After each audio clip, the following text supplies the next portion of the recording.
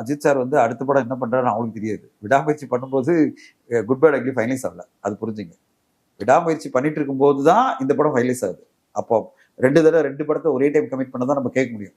Sir அப்படி இல்லை, நான் வந்து ஒரு இதுவா கேட்டேன். But my question was, does the producer has the authority to say இந்த ஸ்கிரிப்ட் வேணாம்? obviously உங்க ஃபார்முலால சாய்ஸ் உங்களுக்கு தானே. நீங்க தானே இன்வெஸ்ட் பண்றீங்க. உங்களோட சாய்ஸ் தானே அது. படம் பண்ணணுமா இல்லைன்ற சாய்ஸ் உங்களுக்கு தான். இப்போ நம்மளும் நம்பிக்கை வச்சு பண்றோம். மெனி டைம் என்ன ஆகும்னா, ஒரு தயாரிப்பாளர் என்ன நடக்கும்னா, சரி ஹீரோ ரொம்ப ஆசைப்படுறாரு, சரி பண்ணி பார்க்கலாம். ஏன்னா அவர் இவ்வளவு நம்பிக்கையோட இருக்கும்போது நம்ம ஏன் பண்ணக்கூடாது? அதுல கமர்ஷியல் எலிமெண்ட்ஸ் இருக்கு, நல்ல ஒரு செய்தி இருக்கு அப்படின்னும் போது ஏன் பண்ணக்கூடாது? சோ ஒரு பிளைண்டா ஒருத்தர் பண்ண சொல்ல அவங்க. பிளைண்டானா நான் ஏதோ ஒரு படம் எடுத்து உங்களுக்கு கொடுக்குறேன், நீங்க வியாபாரம் பண்ணுங்க அப்படின்னு சொல்ல மாட்டாங்க. சார் இந்த கதையை எடுக்கணும், இது என்னுடைய கதை, இந்த மாதிரி ஒரு கதை, இந்த படத்தோட ரீமேக் பண்ணலாம், இந்த அடாப்டேஷன் பண்ணலாம், இல்ல இதை எடுத்து பண்ணலாம் அப்படின்னு அவங்க சொல்லுவாங்க. சோ இல்ல இந்த டைரக்டர் சொன்ன இந்த கதை எனக்கு பிடிச்சிருக்கு, நான் இதை பண்ண போறேன். பிளைண்டா எதுவுமே தெரியாது, எனக்கு ப்ரொடியூசரா எதுவுமே தெரியாது, நீங்க எடுத்துட்டு வர படத்தை நான் ரிலீஸ் பண்றேன், பிசினஸ் பண்றேன்னு எந்த தயாரிப்பாலும் பண்ண மாட்டாங்க.